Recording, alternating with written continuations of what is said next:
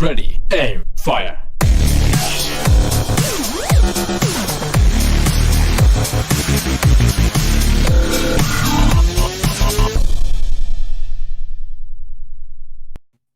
Welcome to Live with Sensei. I'm your host, Jay Haynes, for the Film Sensei YouTube channel. In this 10th episode of Season 2, I am delighted to be hosting HitFilm expert and professional animator Justin Barrett to the show. Welcome, sir. Thank you very much, Jay. Appreciate it. Oh, it is a pleasure to have you. Justin is known as on the FX Home forums as Clever Tagline.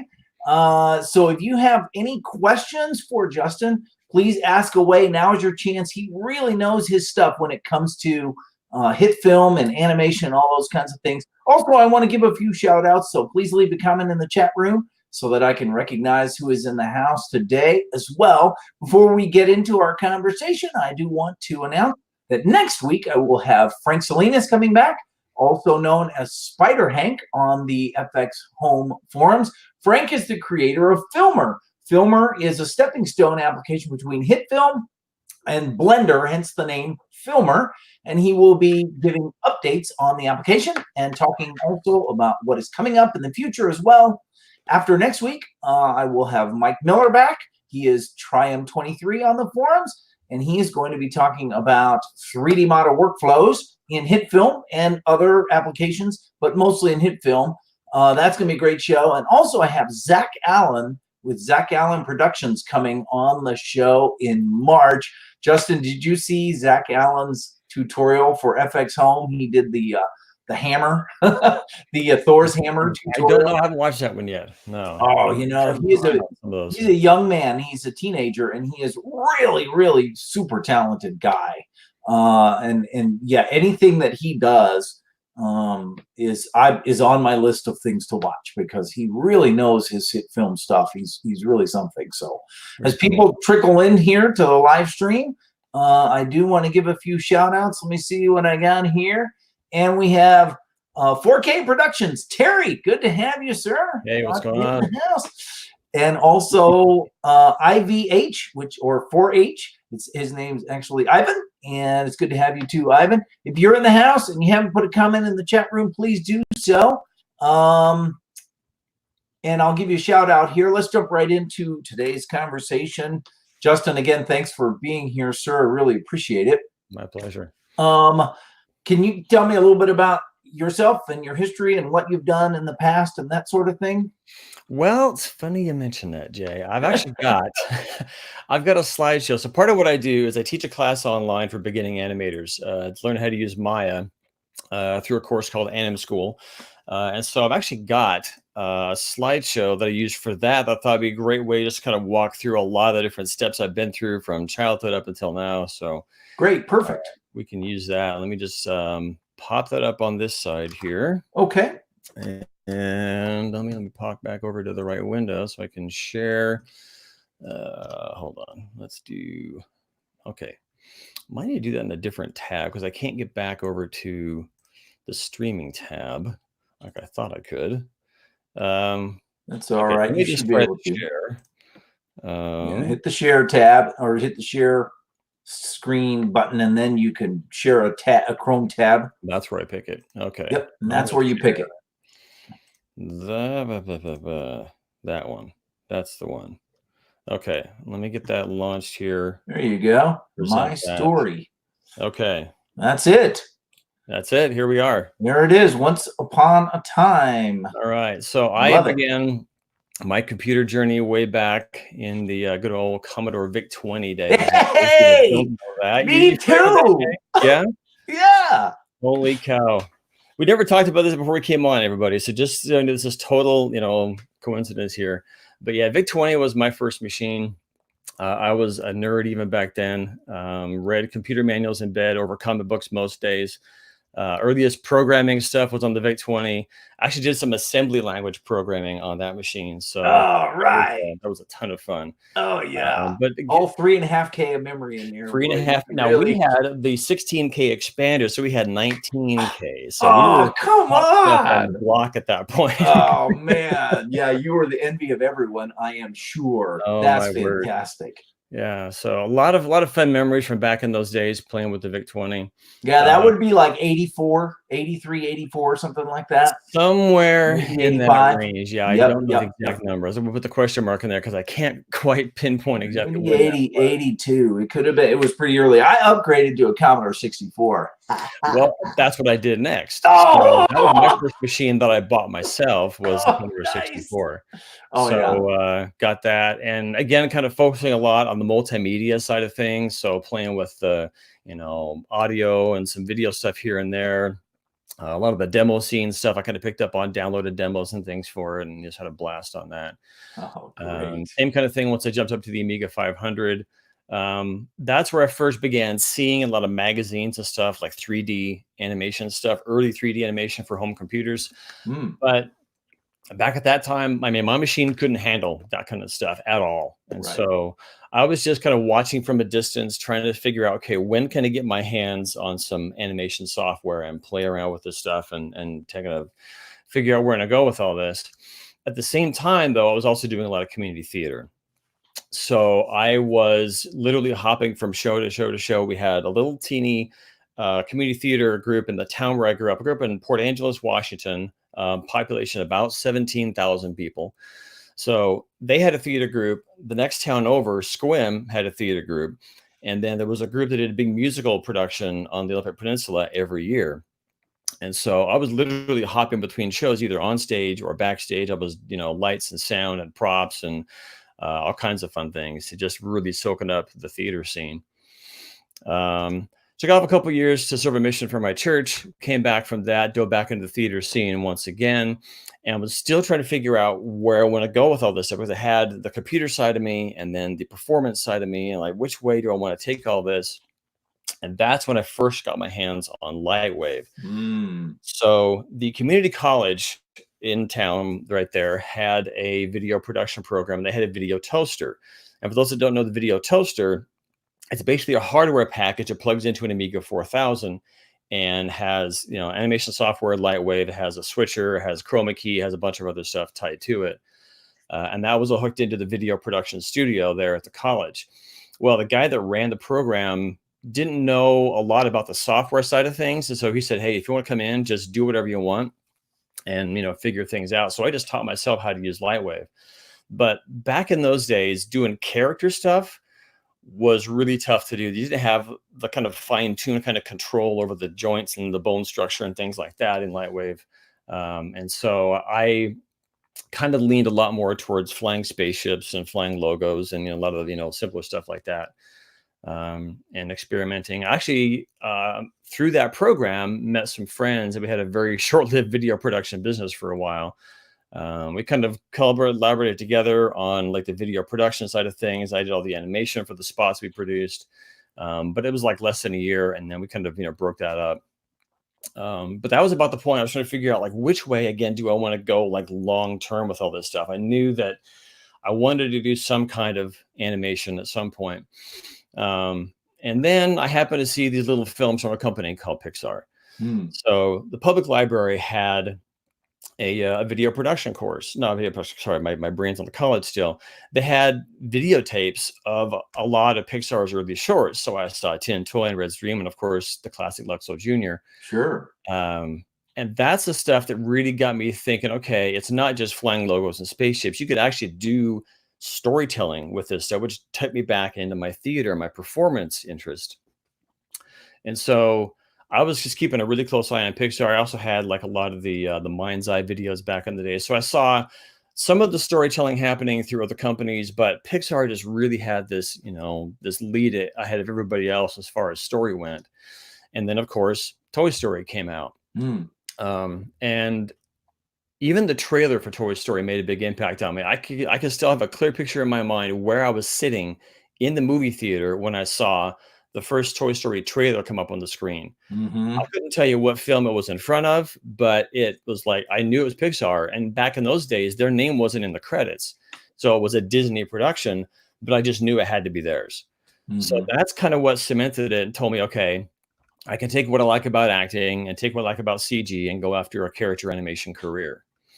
So that's what kind of propelled me forward. But I was still debating, do I try and like take out a loan and study all the stuff myself? Because I love, you know, self-taught kind of approach. But I also realized that there are people out there that have the experience that could teach me what to do in a whole lot less time and probably a lot less money, or maybe equal money for schooling versus the self approach. So I decided to go with the Art Institute of Seattle. They had a computer animation program. Sadly, this school shut down, went bankrupt like last year about this time. No kidding. So they had this weird kind of thing going on financially with the entire company. There's a bit of a mess going on there. But I went through their computer animation course and was learning about how lighting and the principles of animation and then the software and all this stuff kind of play into this craft of storytelling through computer graphics. Pardon me. And so this is actually my very first piece of character animation. Again, I'd done the spaceships and whatnot before then. But this is the first time I tried to build a character. Now, it was actually part of an assignment with the course. This is in 3D Studio Max, and we just taking basic primitives, mashing them together in a hierarchy here. A basic IK structure for the legs. And the teacher said, okay, tell a story, animate this thing and try and tell a story of some kind. And this was the story that I told. There's no audio, just trying to convey something here.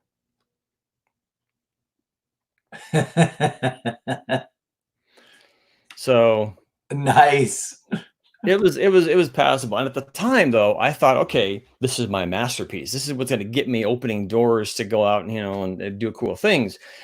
And also around that time, I was on some early online CG forums, and there were people on there from Pixar and ILM and Rhythm and Hues and all the big studios. And I think Blue Sky wasn't even around back then.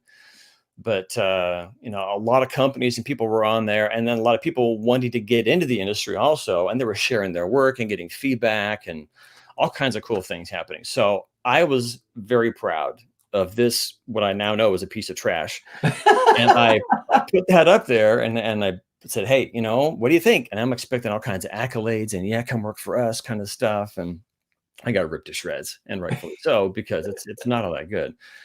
But that really got me realizing, okay, it's not just about taking a bunch of stuff and moving it around on the screen. You've got to really know the principles of animation. I'd had a traditional animation class at that point, but I kept dismissing it in my mind, thinking, okay, that's for hand-drawn stuff. The CG stuff is somehow different. It needs to be approached in a different kind of a way. And it's not. It's all the same principles and everything. So I began a whole lot more study and practice on my own. I was using Animation Master at home. I couldn't afford to use Lightwave anymore. Keep the licensing up. But I found Animation Master, so I used that for several more years. And also along the way, I stumbled across this product called VeggieTales, this property. And for those that might not know, VeggieTales is basically vegetables telling Bible stories and moral stories of various kinds and things like that. And this is still kind of early in their history to some extent. But my brother had a couple kids and they had been loaned some videos of this stuff. And I was watching these things thinking, I like how this goes. I like the moral message. I like the animation. The humor is really fun. Even though they're very limited characters, you know, you got a cucumber and a tomato as the leads here, and they have no limbs, but they can still pick things up somehow. And they're doing fun stuff and they're costumed, and there's just really, really fun material. So I kind of kept my eye on Big Idea as a possible, you know, place to go down the road. And then later that year, they came out with a brand new series called 321 Penguins. And now it's like a whole new different scenario here. We got these, you know, twins, a boy and a girl, going to visit grandma. And they're playing in the attic and find a little toy spaceship and some penguin figurines, and their imagination brings it all to life. And they have these great moral stories and messages going around, and still just awesome humor. And just really engaging designs and everything. So I was even more targeting Big Idea, and I said, okay, I'm going to take the demo reel that I came out of school with. I graduated in the early part of this year. And so it's been about, you know, 6 months or so since I graduated, and I had a few more pieces on my reel that far better than the one you saw earlier. And I sent that off to Big Idea. And there was a guy working at Big Idea, Keith Lango, who I'd seen in this online forum earlier. And so I thought, okay, maybe I can, you know, send a message to Keith, because at that point, everybody's emails were wide open in this forum area. So I sent my application in, and I emailed Keith. I said, hey, I sent this in to have an opening for the Penguins team. I would love to be considered for this kind of thing. And so that was right before Christmas when the video was released and when my application went out. So early in the new year, he got back to me and said, hey, sorry for the delay. We took a look at your reel and we kind of like where it's going, but we need to see a bit more experience. So keep practicing, get back to us in about a year, and we'll see what happens at that point. So that gave me some hope. And I was thinking, okay, now I can, maybe make some headway with all this stuff. And so I was working after I graduated, actually during school and after I graduated, I was working doing data entry for an insurance company. And I actually made a plan to quit my job, do some they had a computer camp, summer camp kind of thing there in the Seattle area where I was still living. And I actually applied and got accepted there to be a camp counselor for animation.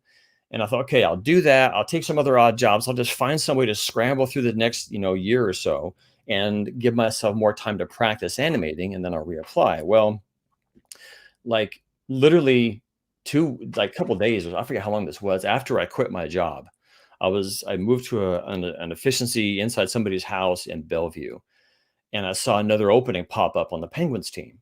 And so I thought, okay, let me see, maybe they'll accept me anyway. And I wrote back to Keith. I said, hey, you've got my reel. Can I be considered?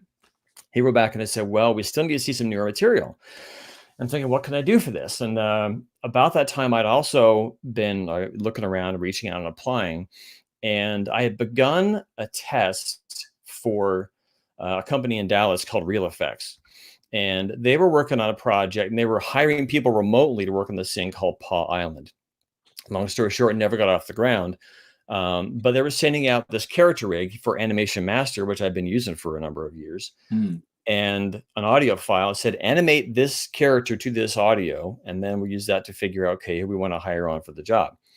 So this is after several more practice pieces on my own and things like that. This is my first real, application for a job, kind of a test that I did for Real Effects. Now, I'm not sure, there's supposed to be audio coming. I'm not sure if the audio is coming through for you, but I'll play it and you let me know. All right. I slipped and Allie grabbed onto the pole to keep from falling, and then the pole cracked, and then we ran away really fast, and that's what happened. Wow, that's great. Yeah, and you could hear it barely. I heard it, but just barely. Okay. Yeah, I'm not sure. It might have been coming through my microphone for that. Yeah, it might be. When you share the screen, there's a little audio. It says share the audio too, and you check it. Okay. Maybe let me stop the share, and I can reshare it because there's there may be more audio later on. There definitely will be at some point. Let me try the stop here. Okay. We'll jump back over, and let me reshare this. We'll do it again. So Terry says he never had a Commodore. He was a TI-99 guy. Oh, I actually saw a TI-99 a few times here and there. He was one of those guys. We won't hold that against him. One of them, yeah. Okay. There's the share audio that we want. Okay. Let's try this one more time. I'll play that again. And it should sound better, I hope. Okay. And then I slipped. There we go. And Allie grabbed onto the pole to keep from falling, and then the pole cracked, and then we ran away really fast, and that's what happened. That's great. That was my test for the project there. Again, that project never got off the ground, but I also asked them, I said, hey, I'm applying for this job over at Big Idea. Do you mind if I use it as part of the application process? And they said, yeah, sure. So I got back to Keith and I said, hey, I've got this piece that I did for this other test. Here's where I'm at. Here's my current level. And so I sent that out to him. And he said, okay, well, that gives a pretty good idea of where you're at there and with dialogue, but not every shot's a dialogue shot. So some shots are pure action. A character comes in and does stuff or whatever. And so we need to see how you handle like an action-based shot where the timing is not driven by the audio. And they said, okay, after a day or two, you get back to me and said, tell you what, we got a few more folks doing this application here. So we're having to do like an apples to apples comparison. So we're giving everybody the same test. So we're calling it the sword and the stone test because your job is to find some character. They walk into a scene, find a sword stuck in a stone, try to pull it out. And what happens after that is up to you to invent. You have 1 week to finish this test, and you have to tell us how many hours it took you to animate it. So Okay. I was still an animation master. I found a free knight, modeled a free sword. I just quick modeled everything else, all the background pieces there, but most of them weren't even actual in the test I sent off to them. I did the lit version, later on. But this is the piece I sent. Now, there was no audio for this. But again, trying to just tell a story through character motion here and behavior.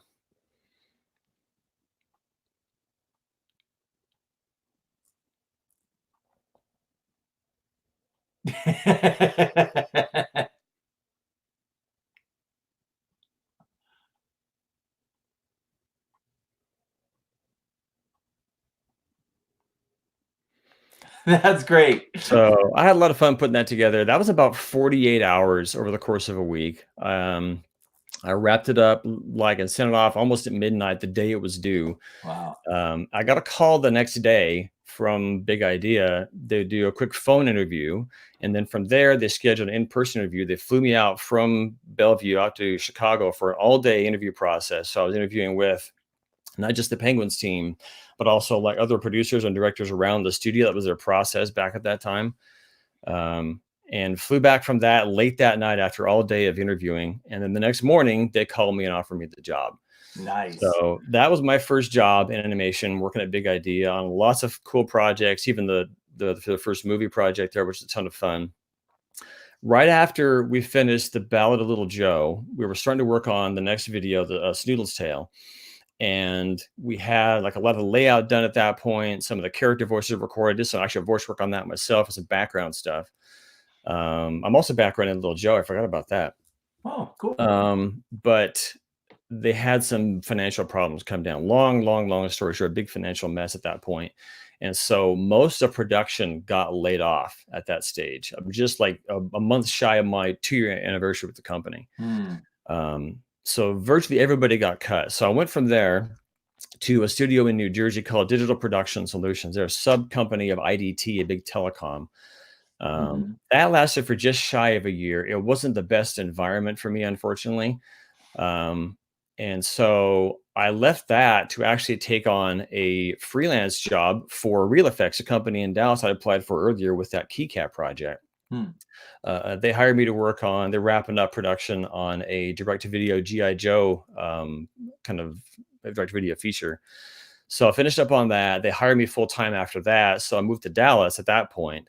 And then went through various logo changes with the studio there and a job change in the middle of all this. So initially I was an animator, animation supervisor.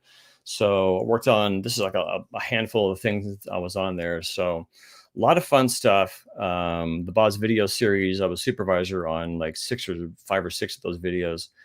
But it got to a point that really threw me. And animation began stressing me out, like serious levels of stress. And so I'd also been, dabbling in scripting and programming in Maya for the studio at that time, or about that point. And they said, if you want to, you can do kind of double duty. You can animate some and do some work on development and kind of split it up. About 50-50 was their idea. Well, what actually happened was more like a 90-10. I had a lot less stress feeling anyway doing the development work than I did animating. And so I was leaning a lot more heavily on that. So they said, if you want, you can just make the switch and, set animation aside to become the animation TD. But the problem we have is that we don't have anybody in that role that works, that makes a salary making as an animator. Right. So to keep that salary, you got to prove to us that this switch is actually worth the effort. So at that point, we were actually doing 2 direct video projects for big clients. We had a lot of client work we'd done for Disney and DreamWorks and things at that point. So the first thing was coming through from Sony, actually doing Open Season 2 direct to video for them. And then we also had DreamWorks, The Secrets of the Furious 5, the kind of companion piece of the first Kung Fu Panda DVD release. Okay. So all the stuff in the Furious 5 piece, the CG pieces were all the things that we did. All the 2D stuff was done. Whatever studio did that stuff for the original film. And so both projects are happening at the same time. And as the animation TD, my job was to support everybody on the team. So it was fixing broken scene files and making sure the animators remotely, we had like at least 50 remote animators on combined both projects, had all their scene files, the plugins, everything worked, fixed their broken stuff. I was doing tool development, and all of that stuff for that big of a crew was not nearly as stressful for me as animation was. Wow, no kidding. So kind of the point that convinced me, okay, maybe I need to just go ahead and make this jump. So I took the plunge and I made the jump, just did it full time, both of those things. And when they wrapped up, it was about time for our annual interviews or reviews or what it was. And so I go into a conference room with my former animation supervisor and my TD supervisors and the head of the studio. And I'm just praying to myself, I just want to keep my salary. And they shocked me and they gave me a raise. Wow, no kidding. That's great. My former animation supervisor even said, I think this might have been what you should have been doing all along. So that was kind of where I woke up for me, like, okay, I'm just going to plow ahead with this and keep on rolling. So I was the animation TD for the next several years.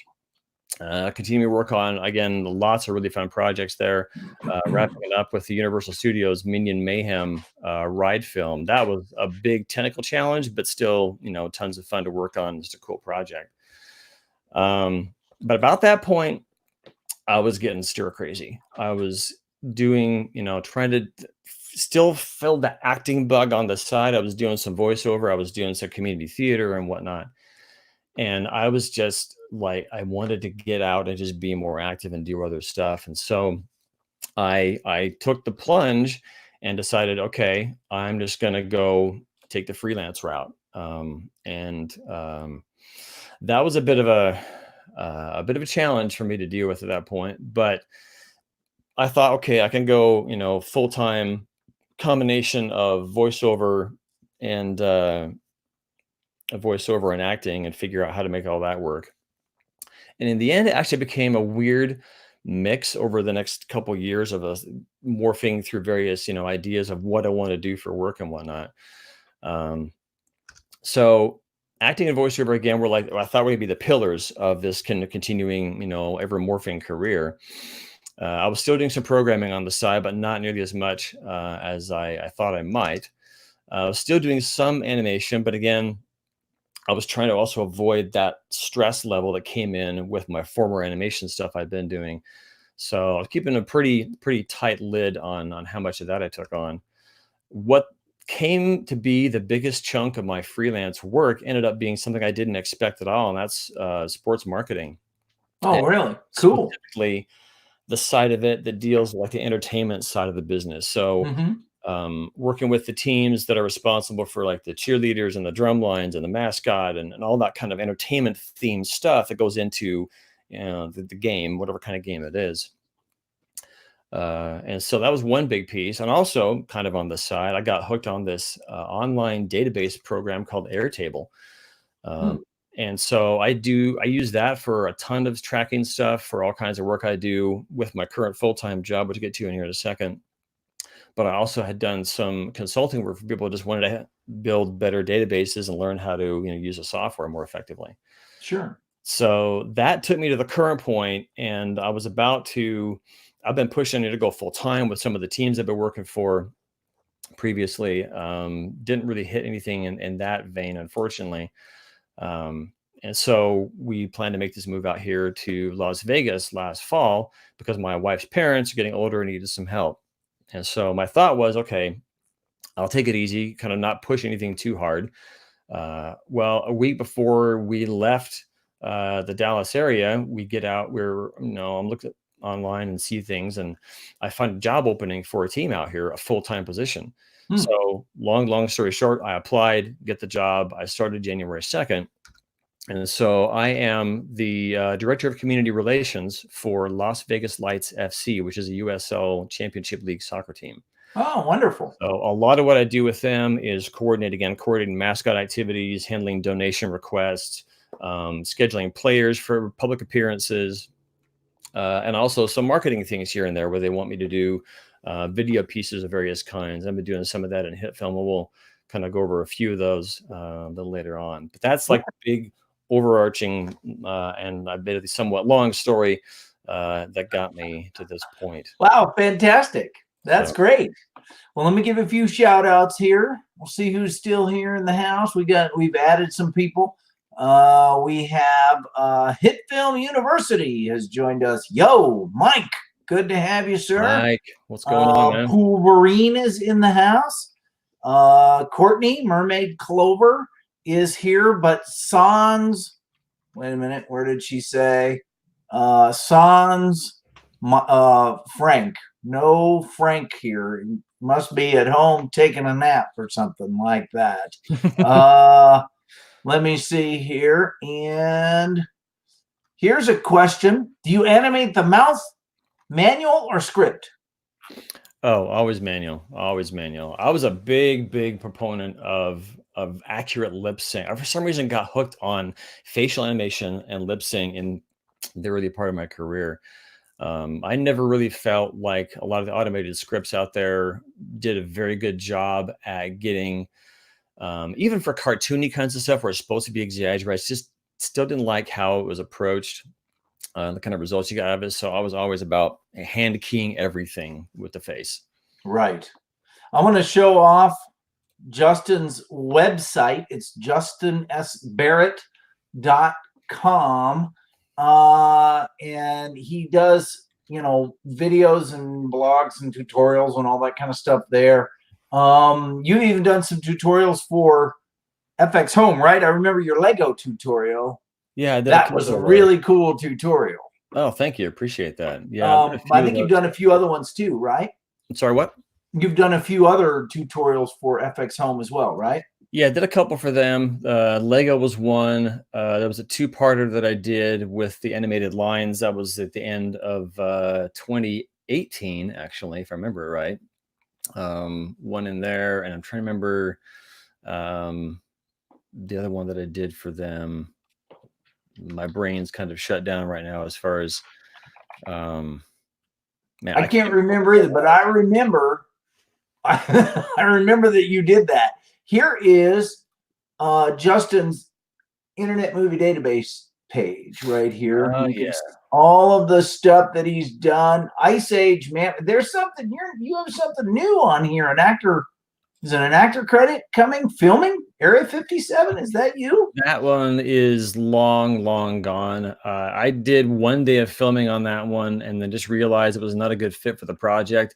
I don't know why it still says filming, because that project is like 4 or 5 years old now. Huh. I don't think it ever got finished. So it may always say filming, right? It could forever. Yeah. Not sure why it's still sitting there. Mermaid had to go. She's got work to do. And CC Coder, afternoon. Great to have you, sir. Terry says he's bookmarked your page already. So how did you get into HitFilm? HitFilm came about, I was looking around, I forget how many years ago it was. I think it was around, if I remember right, HitFilm 2 Express, somewhere 2 or 3 in that range. I just did the search. A lot of people do free editing software. Mm-hmm. And I found a few options out there and I stumbled across HitFilm and gave it a try. And something about HitFilm just clicked. I think partly because it had all the compositing and the effects and stuff in it as well. It was not just editing. It was all this other stuff, even the extended version. Mm-hmm. So that was okay. I've been wanting to play around with, compositing those kind of things for a while, but couldn't afford After Effects. Even like the monthly license or whatever it was that was available through that. So I just said, okay, I'm going to see what HitFilm can do, see how far I can take it, see if I can push myself and learn new things. And so I just started messing around with stuff. And I kind of like a lot of the other stuff I've done in the past. It just became this constant game of, okay, how can I learn something new? And I was getting in the forums and picking up tips in there, and I would try things on my own and figure out, okay, and watch some After Effects tutorial and figure out how to translate that over into HitFilm. And just my big initial challenge was, how far can I take Express before I have to pay for the Pro version? Right. So finding combinations of effects that work together in really interesting ways. And I just love how open-ended a lot of the stuff is. You're just taking and manipulating images in a variety of different ways. And once you understand what each different kinds of effects can do to the last thing in line, then you can start thinking about how to stack these things in the right order to create, virtually anything you want. Right. Right. So Farrah Films is in the house. Says hello, hi, Justin or Sensei and Justin. Mike is chiming in here. If the HitFilm or HitFilm, how about Internet Movie Database is crowdsourced? So if the producers never update it, then it will never get updated. That's the downside of that for sure. That is true. So what can you say? I started with HitFilm 2 also, but what happened to me was I was teaching karate. I was a professional karate instructor, and I was doing these films right in the dojo, right? So we would I would have the kids come in and we would film these fight scenes, and we'd build a whole movie, and then I would we'd rent a limousine and a theater, and we would the kids would dress up and they'd get in a limousine and go down the theater, and my wife would be there interviewing them, red carpet interviews, and their friends would all be asking for their autographs, and we'd go in and watch the movie that we made, right?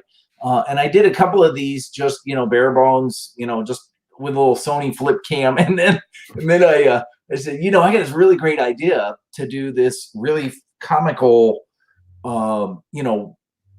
Matrix bullet thing, but with Nerf darts, right? Man, I wonder if you could do that. So I, went online, searched around, and I found Rhodey Paulus's Matrix bullet effect in this software that I'd never heard of, which was HitFilm. And I was working with Serif software for pictures, and they're based out of England. And I'm like, hey, there's another company based out of England. And so I just bought it. I didn't even mess with the Express version. I started with Pro, and I paid, $300 straight up for the Pro version. And was like, golly, this really has a lot of stuff. It's amazing what this software can do. But I actually bought it only so that I could do that one thing for that one movie, which I did. And it worked great. It's fantastic. So it was HitFilm 2 Ultimate. And then when HitFilm 3 Pro came out, there you go. So that's how it sounds like you and I got it in about the same time. But your tutorials have been really good. You did a tutorial for Adrian and Chris over at Production Crate too, didn't you? Yeah, I've done a few for them. We thought we're going to have a longer run of that kind of stuff going for a while, but I did like 2 or 3, and they changed their production process, how they're doing tutorials and things like that. So it didn't go beyond that. My first one for them was the 8-bit style kind of approach to things. So digging into HitFilm and playing with the mosaic and then different frame rates and a lot of manual stuff at that point to figure out how do you take, full motion and kind of 8-bit it to some extent through mosaic and various other color filters and things, and then pick the right poses out to make it feel like an old style, stand-up console kind of game. Yeah, I remember that tutorial. That was really cool, man. That was fun. I would like to see them do more, HitFilm tutorials. And I actually had them on my show, both of them, and I told them that. They're like, "Yeah, we doing more or not?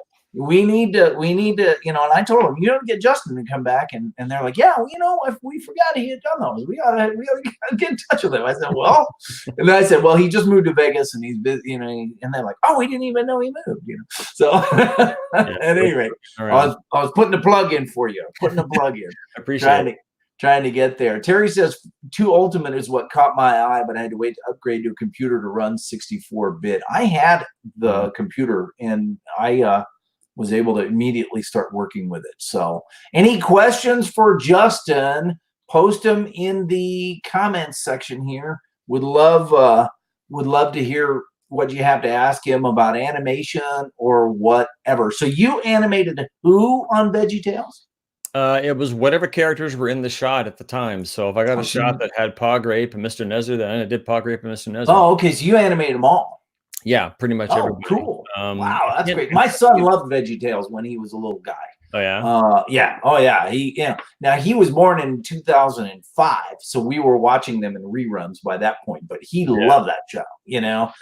and I love that show. It was a fun show to watch because there was just enough humor in it that Mhm. you'd be sitting there and you'd be working on your computer while he was watching, and he'd be on your lap, and next thing you know, you'd be chuckling, at that little joke they just slid in there, Yeah. Stuff. Here's Mike. Mike says Justin has a slide of topics. I don't think he's finished yet. Just Oh saying. You no, got I'm done. That was the end of my slideshow. That was the end of the Ending slideshow. with the latest job. He's all prepared. Answers. Yeah. Yeah. You do well, and you do have your stuff. But I actually thought VeggieTales was a great little show. I mean, that was a really fun show. That was a blast. I'm trying to think if there's. I got little tastes of everybody. I think as far as animating. I did Junior, and I know Pog at some point, and Bob and Larry. I did actually one closing. It's funny because I don't know how they cast these things necessarily, but sometimes they'll cast a certain animator to get a certain series of shots, but they like what they do with it or whatever. So at some point on one of them, I forget which one it was, they had me do like the final like 5 or 6 shots with QWERTY, and Bob's wrapping up the scripture at the end and that kind of thing. And so I hadn't done that like ending sequence to the video yet. So that was a lot of fun to play with, with that bit of it. But part of it at that point, I was still kind of feeling myself out, trying to figure out where my strengths were, because that was my first job. And it was like, okay, how do I mean, it was easier to some extent because it was vegetables. It was not a full bipedal human or monsters or whatever. So the approach was a little bit easier. But even there, I think that might be why I glommed on the facial animation so much, because these characters are like all face. Sure. And a little bit of body for leaning and whatever back and forth. But anyway, yeah, there's just all kinds of fun stuff and various points. And somebody were at somebody's house and they're watching an Easter Carol a while back, and I'm like, oh yeah, I forgot I worked on that sequence there. And it typically ends up being like a series of like 5 or 6 shots in a row that you get to work on. So it's not just one shot and then somebody else and then somebody else. You have a sequence of things, right? With some kind of continuity in what's going on in that series of shots. That's pretty cool. Well, 4K says, Terry says, my oldest grandson was obsessed with Bob and Larry, boy, back around 2002. Yeah. And I think that's it. So CC Coder asked, do you use any other free software for animation that exports to HitFilm, like Blender, for example? I actually used Blender way back in the day. That was one thing that I tried to get to work for character animation when I was at the Art Institute. But at that point, again, very similar to early Lightwave stuff. I mean, I couldn't get a foot to stick on the ground. I put an IK system in a foot and then moved the hips down, and the foot kind of slid down and then slid back up over several frames. I'm like, okay, that's not going to work. So I migrated back over to Animation Master at that point. But unfortunately, I had not gone back to Blender since then. So right now, everything I do is strictly inside of HitFilm. I'll pick up, production crate pieces here and there to throw in once in a while. But I don't do like a lot of 3D stuff. Most of what I do tends to be more motion graphics and video editing driven work. I haven't done any more spaceships and things like that, or any kind of other 3D import of any kind really into HitFilm. Right. Cosmic Outpost asks, or he says, can't stop for long, but what do you guys think about filmmaking in game engines and trying to port Foundry camera tracker data from HitFilm into Unreal to get motion track CG backgrounds? Well, that's something I've, again, never touched, but I think a lot of things people are doing that I've seen with the Unreal Engine are pretty darn cool. Yeah. I haven't, again, thought about trying to transpose the camera data back and forth, just because that's not where my focus has been. That's not where the kind of things that interest me, that much. Well, I think that they're kind of synergistic. I think that, the video gaming industry pushes forward, for example, the hardware, the GPU processing power is a direct result of video gaming. You know, that's where the money's at. That's where the companies are making their bank, right? So we are just riding on the coattails of that with our, with our filmmaking software. We could just kind of sail along behind them. We're just drafting on them, right? And so I think that it's a natural extension to say, that the video gaming part of it becomes more and more realistic. I know that Sketchfab is driven, by the gaming industry because people use those models in their video games, all in the Unity engine and whatnot all the time. And I think that they are coming, they're converging. They're coming closer and closer, to the point where, you're going to be able to swap these things, probably sooner rather than later. 4K says the Blender physics sims are really getting great to use. And I think they are too. And Swastik says people that have various Blender demos of various kinds. Yeah, they're getting faster, also insanely faster. So I don't think there's any question, that these are going hand in hand with each other. And I think as we go further down the road, I mean, the things that you can do today versus even 10 years ago, 20 years ago, when we were kids, is like night and day. I mean, the old Commodore VIC-20, it was a long ways ago. Oh yeah. Yeah. And I mean, I was making like breakout game with the Commodore VIC-20, the little guy going boop, boop, boop, boop. And that was with the magazine programs and stuff. Oh yeah. I got the magazines and I would type in the code, and then I had a tape, and I put it in the tape player and I would save that, It would take like 15 minutes to reload back up, and it was 3K worth of. It was. That's how free software was shared back in the day. You bought a magazine that had programs printed in it. You typed them in by hand. Yep. And then if it didn't work, you had to figure it out. But you had to figure out what you typed wrong. Yeah. Or they publish an update. Exactly right. Oh, part of our code was wrong, and they 5 or 6 lines of retyped in there. So Mike remembers the cassette days as well. Yeah. I will never forget when after I upgraded the 64, the next thing I asked my parents for was a disk drive, for the 5 1/4 floppy. Oh, that was the greatest thing I had ever bought, and then my dad actually was an executive at Hewlett Packard. So then I started getting Hewlett Packard, computers. See, he would be bringing them home. And so then I was in like Flint. It was great. It was sweet, dude. So, what are there any like free animation type software out there today that would be worth using, or no? I mean, Blender's obviously like the king of the heap, I think, as far as 3D stuff goes. I don't play a lot with other software. I just kind of, for most of what I do, I find what I need and I kind of stick with it for the most part. I don't go searching around for a lot of other things. So I know about Blender for sure. You use Animation, what was it called? Animation Studio? Animation Master. Animation Master, yeah. No, that's still pretty affordable though, as far as 3D. If you want to pay for something, it's a whole different mindset. Animation Master, their modeling is all spline based, no polygons whatsoever. So it's a whole different thought process and a whole different design process to get a good looking spline based model in Animation Master. Pardon me. And so because it is a bit difficult and so non-traditional, but it's difficult to get stuff you do in there out of that other than just rendering it into any other software, it tends to have a very, very kind of cult niche kind of following to some extent. But again, it's like $100 for the program. No, so that's not bad.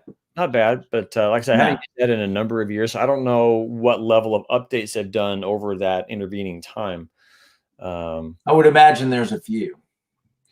Possibly a few, maybe 1 or 2. One or two. Anyway, I know some folks that are still using it. People that were in the forums, I bumped into a guy a while back, Robert. I'm spacing on his name right now. Anyway, I found out he lives in Dallas. Back when I was still there, so we met one time for lunch. It was kind of fun. But he's still using Animation Master for his own personal projects and things. So anyway, Yeah, it's Well, it's a Frank cool has awakened from his nap, so Spider Hank is in the house. Good to have you, sir. And Terry remembers the TI used the cassette tech as well. So even those guys had to use the cassettes over there.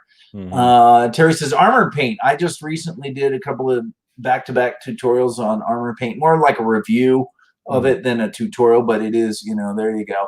And Mike says Krita is starting to add in animation features. That one's free, but no one knows if it's Krita or Krita.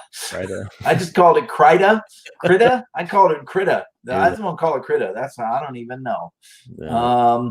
Cosmic Outpost DAZ 3D DAZ 3D can animate, and it is free, but the render times take ages. So yeah. I've done model work with Mixamo, of course, but you're kind of limited to whatever they have, kind of a deal. I thought DAZ was just for fur animations. Blender is soon going to revolutionize cloth simulations. It certainly seems that way.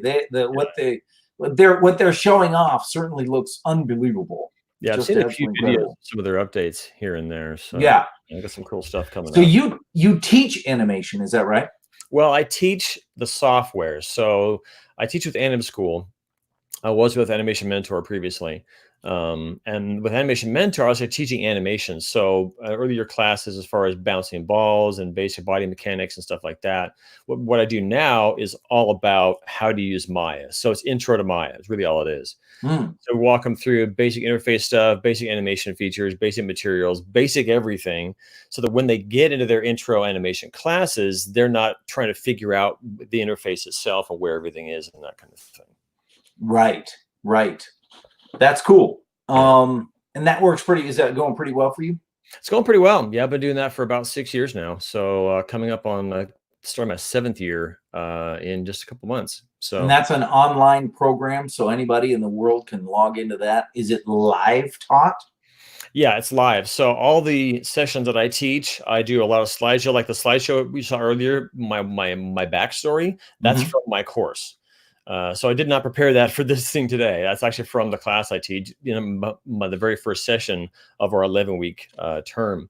Oh, okay. And so all the classes are live. So we have 2 sessions a week. And I actually teach 2 classes a day. So one in the morning, one in the evening, and they both meet Monday and Wednesday. And so Wednesday is like the lesson portion of things. And then the following Monday is a review of that lesson's material and in progress assignments and stuff. So we go through, again, all the basic stuff, but it's all taught live. Yeah. Cool. Okay. And Star Wars United has just joined, asking what he missed. You missed everything. You have to go back and watch it all. It's great stuff. And CC Coder asks, is Airtable a type of project management software? Airtable is an online database. Literally, it's a database. Now, some people see it and think, okay, yeah, it's a spreadsheet, but spreadsheets and databases are very, very different beasts. And the funny thing I found Airtable through Film Riot at the end of the videos last February. It's been about a year now, come to think of it. He was talking about, one of their favorite tools they just discovered recently and, spotlighted Airtable. I'm like, okay, I've been looking for a way to store stuff in more of a database structure more easily. And I just like how Airtable operates. And so I kind of jumped in and I'm hooked, totally hooked on the thing. Wow. I mean, you can use I use it for project management. I use it to track, like part of what we're doing for my team. For right now, we have a big Valentine presentation. The mascot's going to go out and present Valentine things to people around town. I'm tracking all that stuff in there. All the donation requests that come in, I'm tracking in there. All the social media stuff I'm doing for, various things are being tracked in there. I mean, you name it, I'm tracking it in a database someplace in some way.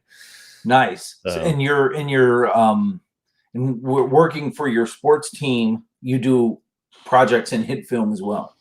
Yeah, I do a variety of things. And so part of the reason that they actually hire me is because I'm not just able to do all the coordination kinds of stuff. I've also got the experience to add, build videos and things along that line.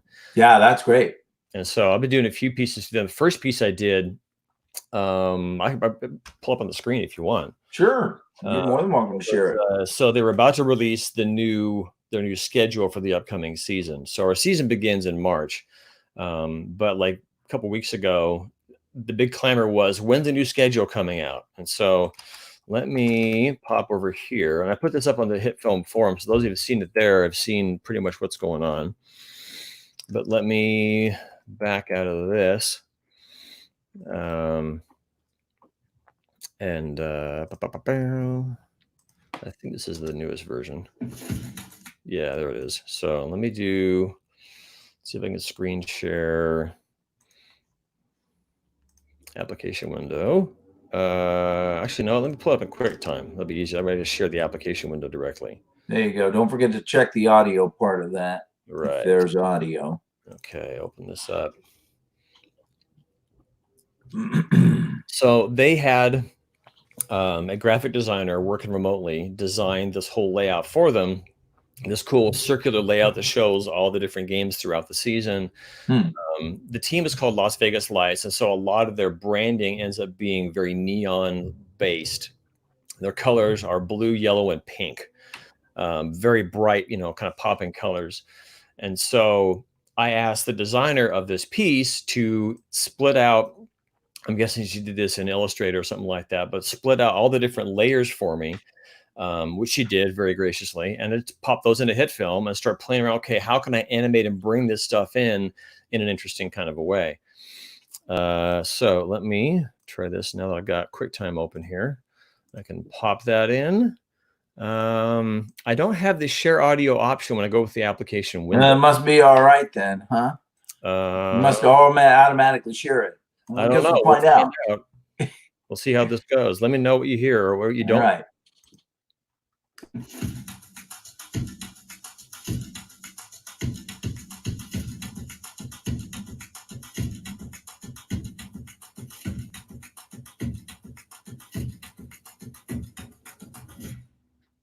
Oh, very nice.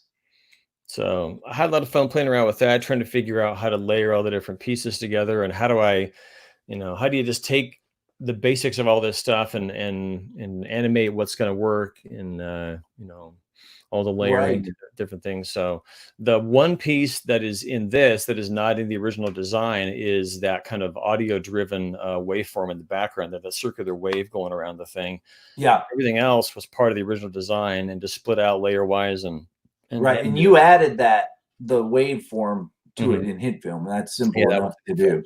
Yeah. Yep. All right. Mike asks, chuckling to himself, Justin, what's some of your favorite macro software? Macro software? Yep.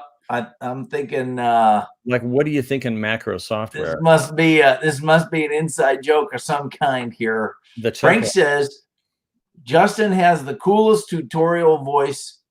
And so this brings up my question, and that is, when are we going to see part 2 of this particular tutorial? That's been on my brain ever since I released part 1 nearly a year ago. And that's really embarrassing to say that it's been a year. I have been wanting and dying to try and finish that off. I've been slowly working on the script for it. The challenge has been, the challenge that came up into last spring when the big delay began to hit was I was not getting as much work in my freelance and contract stuff as I had been to that point. And so I couldn't put the time into doing all that stuff because I had to just pay the bills. Yeah. So that is still the challenge now that I've got a full-time day job, and this job keeps me so busy going all over Las Vegas with the sports team and the various events they do, trying to figure out when that's going to come back into play. And I also kind of dug this hole even deeper for myself and announced to the Airtable community that I'm going to start an Airtable channel. Oh, nice. Various kinds. And that was announced back in the last fall at some point. I'm calling that channel All About That Base because it's a database anyway. So it's a play on words there, really. But I still want to get part 2 done. Absolutely. I just honestly have no idea when it'll happen because I keep thinking I have a handle on my schedule, Yeah. and then something changes. And Well, so you're like, I'm slowly working on the script, just adding 1 word a day, right? You know, we're up to 365 words at this point in this. it is really, really slow. But I keep telling myself at some point I can find a regular schedule that I can keep where I can produce things. And my goal, once the biggest challenge right now is, getting LED Part 2 done. My long-term goal, though, is to do a lot more short-form tutorials for both HitFilm and for Airtable. Sure. So they won't be the multi-long kind of things. It'll be like, hey, here's a quick tip about how to use, Crush Blacks and Whites Alpha, or how to combine these 3 combination tools here really fast into a very quick idea. Yeah. Not so much the big, long 5-minute kind of things. Right. So the big 5-minute. 5 minutes is long. For the time I have got available to me, 5 minutes is actually 5 long. minutes. You know, Mike Miller puts out 45-minute videos, but it has been a while. Here's Mike's thing. The macro thing is all about the repetitive replies on HitFilm forums. Okay. We had this discussion in late 2018, but I was in New Zealand at the time. So it's like what you need a program to just, when somebody asks the standard question, then you need a button to say, what are your computer specs? GPU, this, that, whatever, just yeah. So I get it now. I get the joke now. That I've largely solved by using a program called Text Expander. There is a free version out there but I found I use it so much now, kind of like Airtable. It's worth paying for it. And so I have little shortcuts that I use all the time. Like when I'm sending out an email to a school talking about the details for an upcoming school show, I type 4 characters and it spits out 2 paragraphs worth of stuff. Wow. And then I email that off and it's done. Wow. Text Expander is my kind of go-to there as far as, what you're calling macros for that environment. I got one of those. It's called Notepad. I got stuff in Notepad files that are, my pad answers, and I just copy paste, maybe change a few names, and that's about it, I've done some copy paste stuff like that, but I like Text Expander because I don't have to go find the piece I want. I just type the shortcut combo I need and it spits it out for me. Yeah, that's pretty sweet. That's pretty fast. What Star Wars United asked, what tutorials does Justin make? So do you do HitFilm tutorials, but do you do tutorial? You're going to start on Airtable?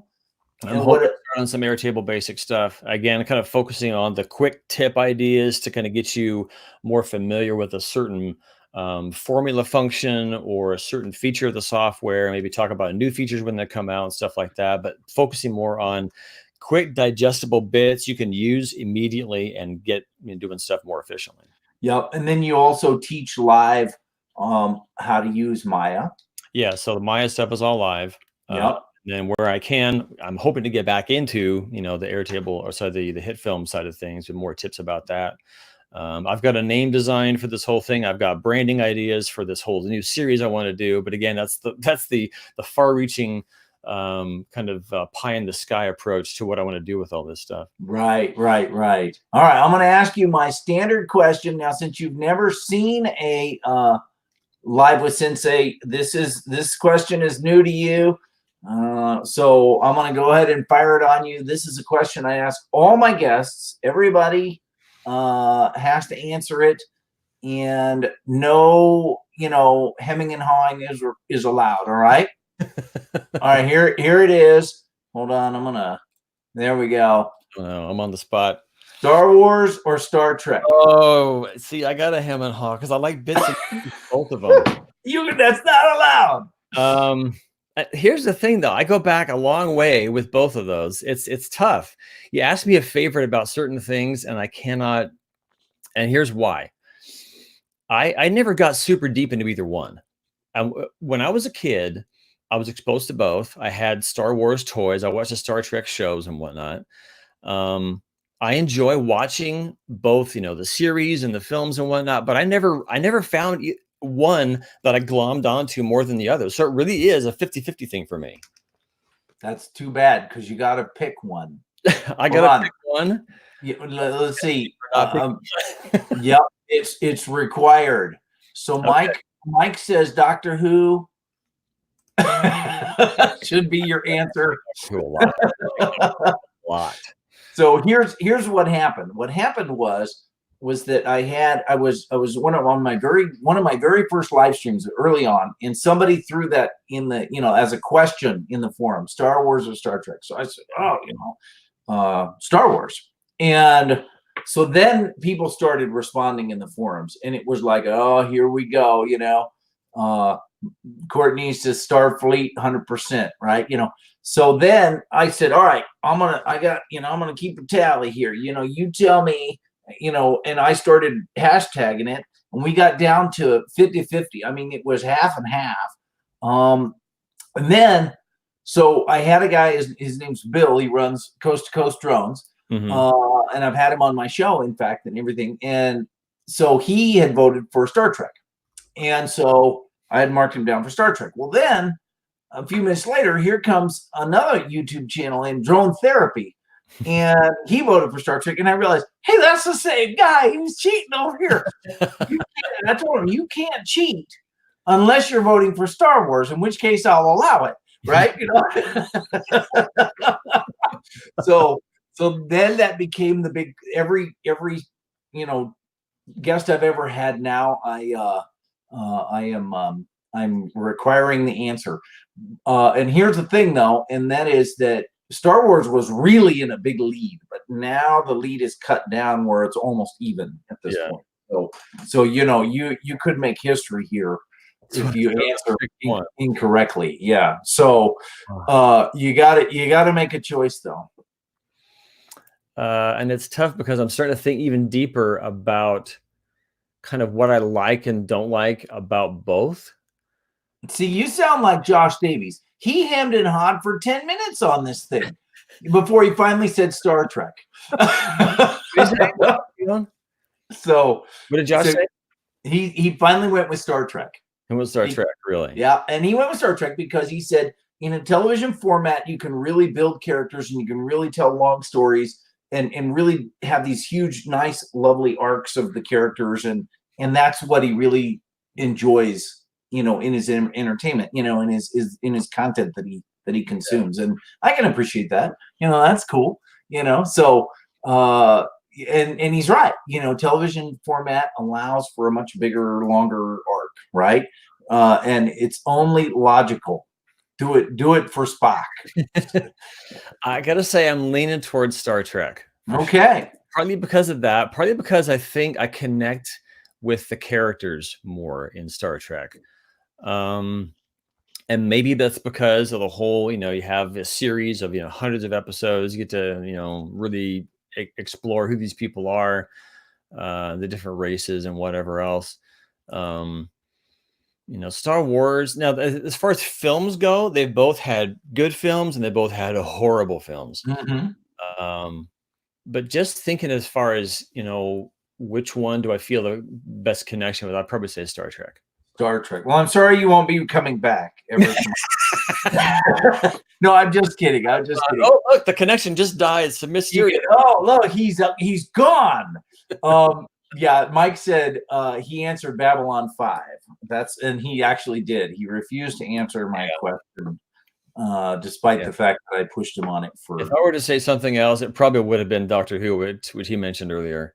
Doctor Who. My daughter and I got addicted to Doctor Who back when a lot of that was on Netflix. So the recent ones because we don't have that kind of stuff. But yeah, sure. I don't watch TV that much anymore. So right. Well, that's what happens when you get really busy. Yeah. So what's your favorite movie of all time? Favorite movie of all time? Mm-hmm. Well, Toy Story is right up there because of the impact it had on my career and just my interest in stuff. Movie of all time. See, again, it's hard for me to pick favorites in some cases because I like so many aspects of so many things. Like favorite food. Well, okay, I'll probably say Thai food. But favorite movie of all time. I mean, Incredibles pops up there. Princess Bride pops up there. movies that have impacted me in a lot of ways. Those jump out. Man, I'm trying to think. A lot of Pixar's early films, especially. Yeah. I was studying the snot of those things, and I was studying. Oh, of course.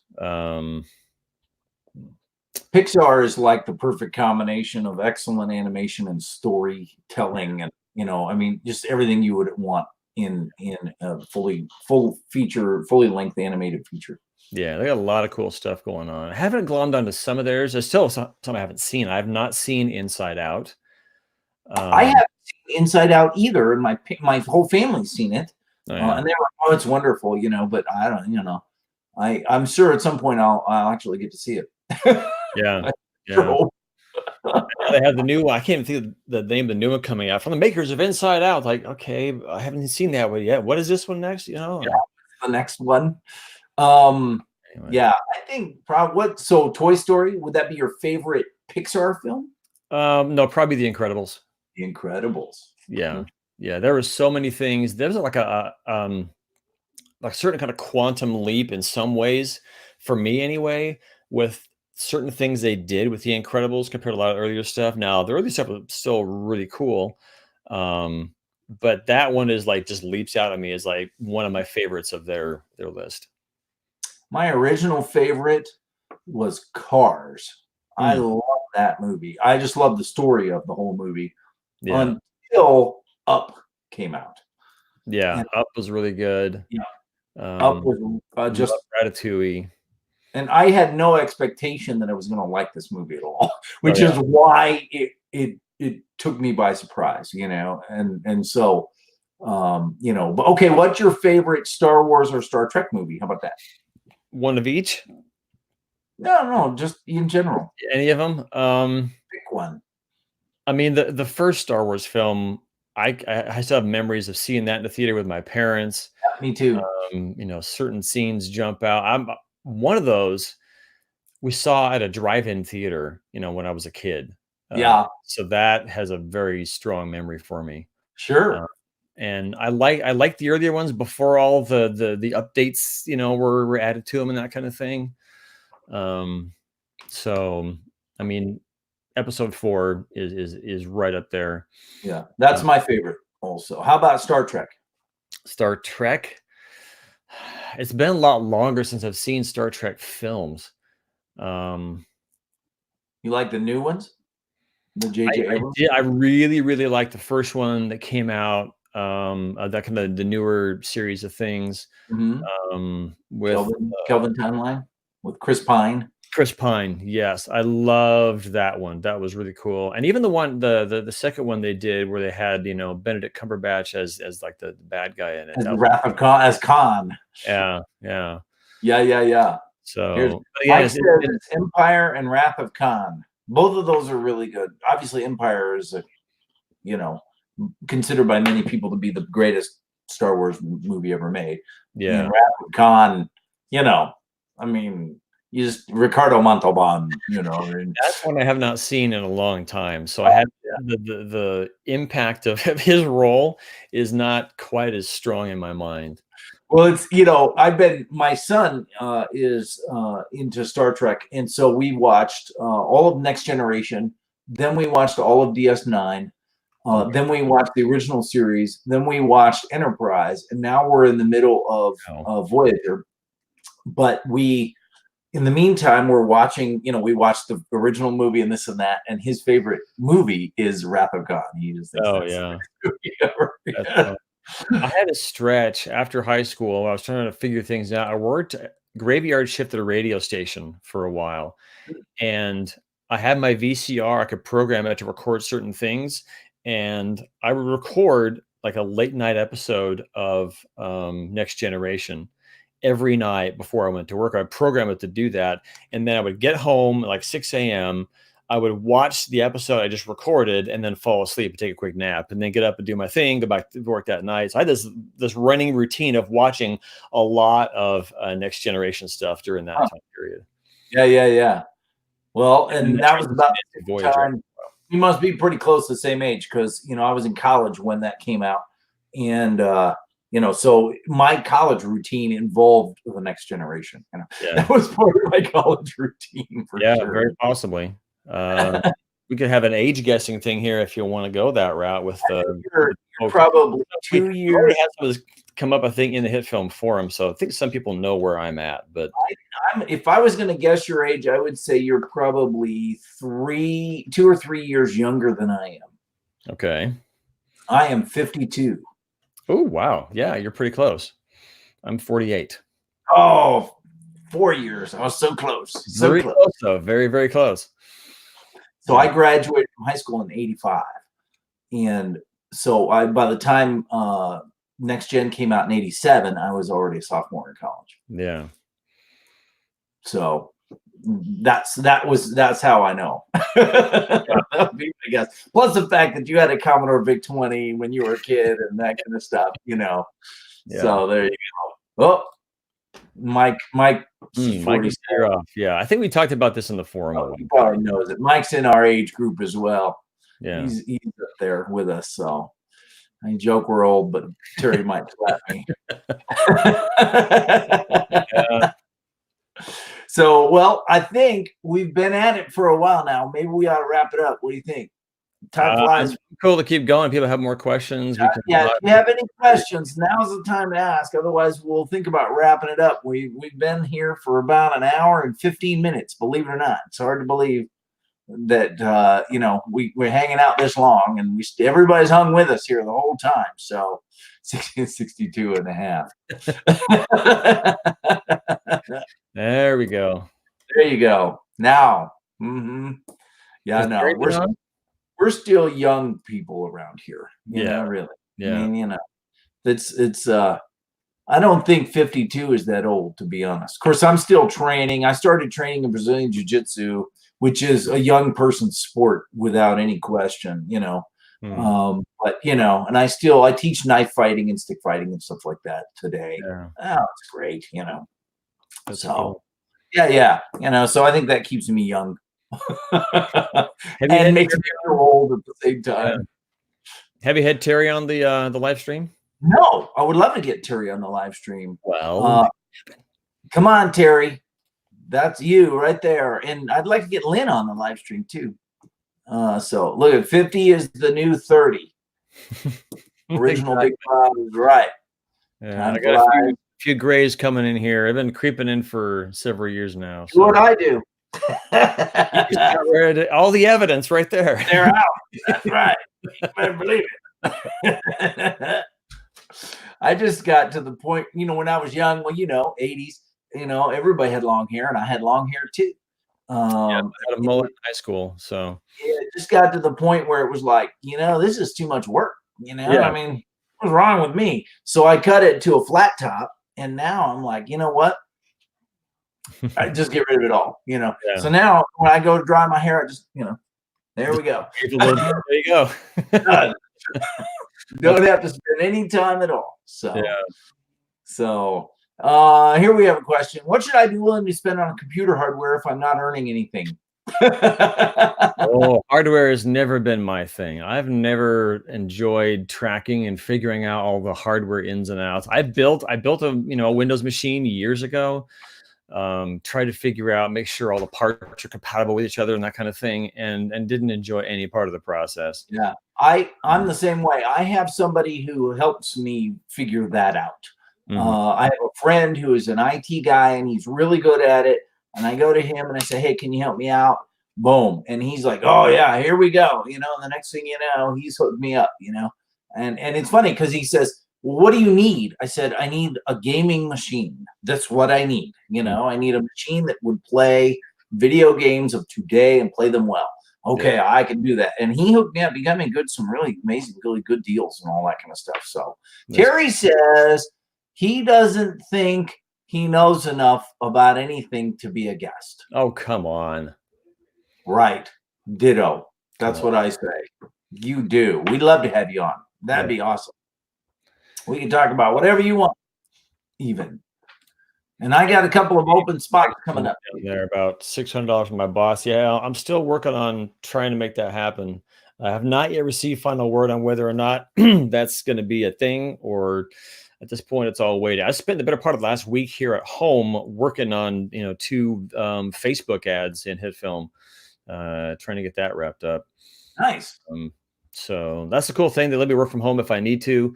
I'm back in the office. I'm trying to wrap it up finally, I hope, today after this is done.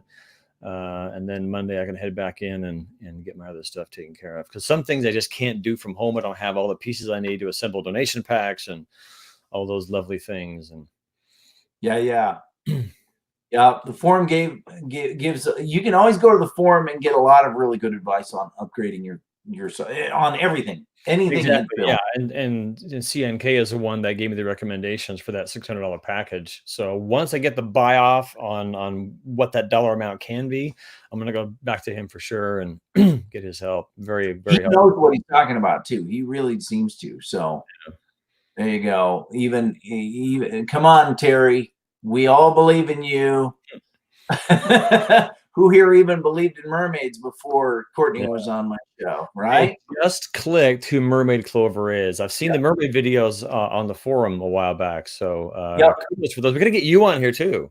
Yeah, she has been on because she's Frank's better half. Okay. Yeah, I've missed everything at this point. So yeah, her and Frank hang out in the forum with each other. She'll probably be, hopefully Courtney will be with us next week when Frank is on the show. Cool. And Frank will be on the show next week. 1 week from today, same bat time, same bat channel, which is 3 o'clock Eastern, noon Pacific, 8 p.m. Greenwich Mean Time. So stick around for that next week. We're going to talk about Filmer, and we're going to talk about Blender, and we're going to talk about HitFilm. It's going to be a great time.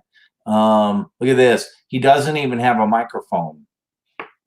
First of all, you don't need a camera. If you don't want to be seen, you don't have to be seen. That's the good news. And I've had some guests on who just were on the microphone. But I'll bet you could find a microphone somewhere. Come on, I'm sure use you the can. phone with this system and like literally phone in the interview. Yeah, you can. And in fact, when I interviewed Adrian and Justin with Production Crate, they used a phone, and they set it on the thing. And then, or not Justin, Chris and Adrian, they set it on a pile of books, and they were talking to the phone, fell off. I was like, whoa, I think they are gone. That's hilarious.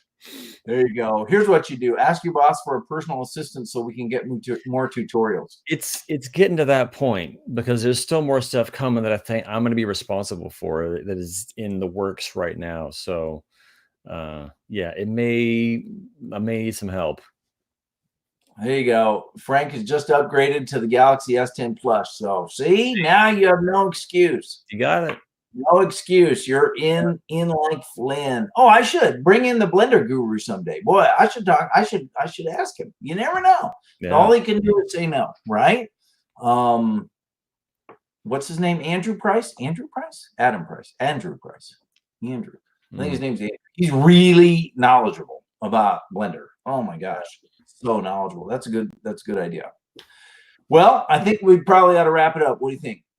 Sounds good to me. I mean, we can take more if you want, or we can let it be what it is.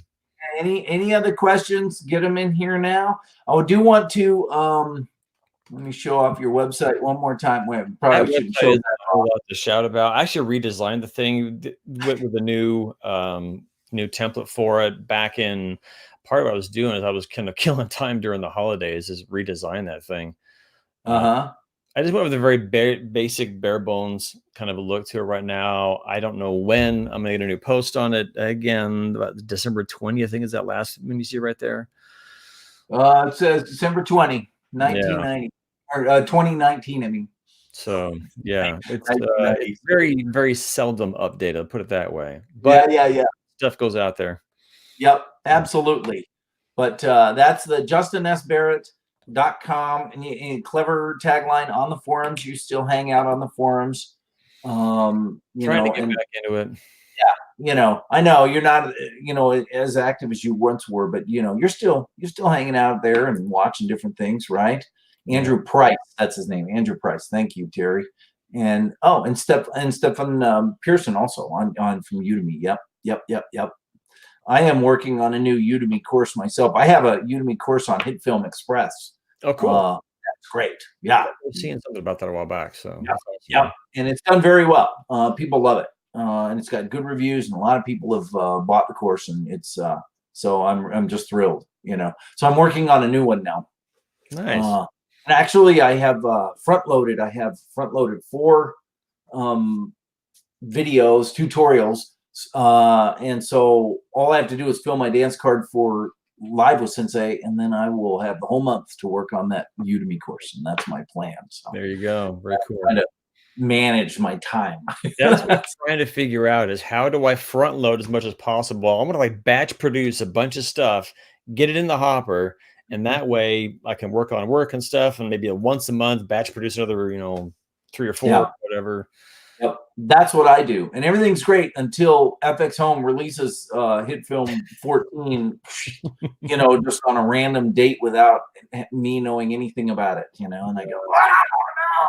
Yeah, I like HitFilm 14 though. I was using that for all my newest stuff for work, and it's I skipped over a few versions in there. I think between like maybe 12 and 14 or something like that, but 14 really works smoothly on my system. Exports seem to be faster for some reason. I don't know. Maybe it's just me. But yeah, it's all really, really nice.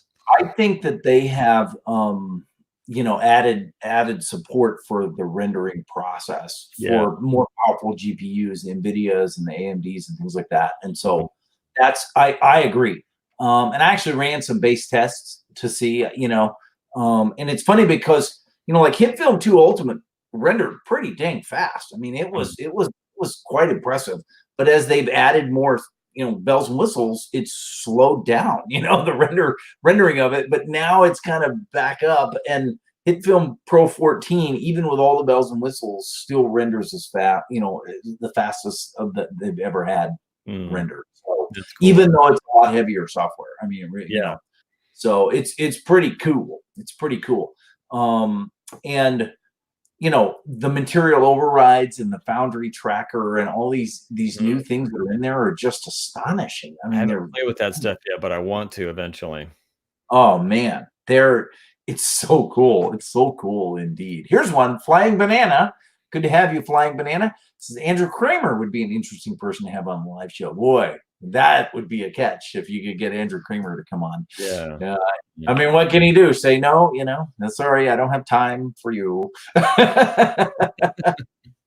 Yeah, and Mike agrees. I think HitFilm 14 added hardware accelerated rendering, and I think that's the deal. Yeah. And he now says, "Yep, it did." Looking at the change log. Thanks, Mike. Jump to it though. Yeah, that's awesome. Yep, and Mike will be back with me in 2 weeks from today. We're going to talk about 3D model workflow. So if you like to work with 3D models in whatever software you're working in, he will be talking about the best possible workflow to go through that. That'll be in here in a couple of weeks. So the whispering GPU. And hi to you, Flying Banana. I'm so glad you're here.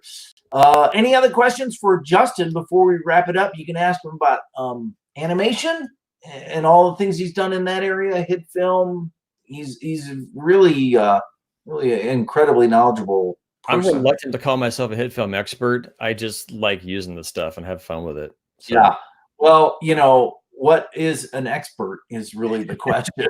Yeah. Really. The answer is you know more than the majority, so therefore you're an expert. You know, I appreciate that, sir. Thank you. Yeah, you really do. You know, your stuff that you do with like that Lego tutorial.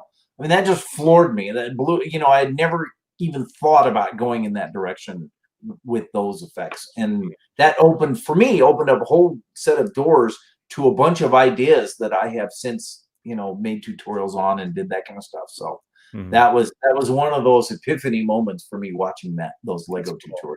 So Mike wants to know, why is the sky blue? Oh, that's a deep one, Mike. I don't know if we got time to go in. Oh, look, we're wrapping it up. Oh, we're out of time. Oh, darn. Thanks, Courtney. Yeah. I used to ask the question, where does the white go when the snow melts? And that was always my big question. You know, when they said, do you have any questions? Yes, as a matter of fact, I do.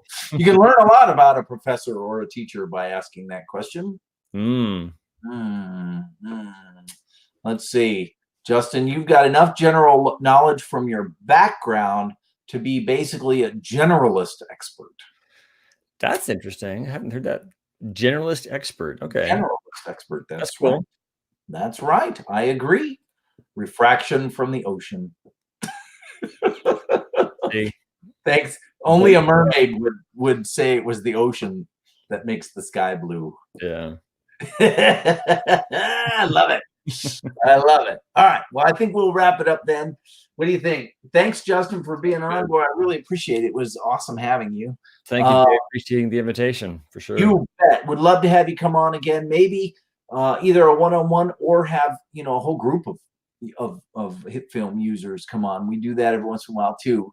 We did that. We had Mike and Frank and Greg, Gray Motion on, and all of us just kind of shooting the breeze. I had Tony C on in that group, and Dafter Things was on in that group, and like 6 of us. So we were just hanging out and talking about HitFilm, so it's really fun. So we'd love to have you come in and join maybe a group discussion on that. Yeah, if I can work it in, I'll be happy to do it. Oh man, that'd be awesome. All right. Well, thanks everybody for being there and watching the show. And until next time, we'll see you later. Thanks. Take care. Yeah.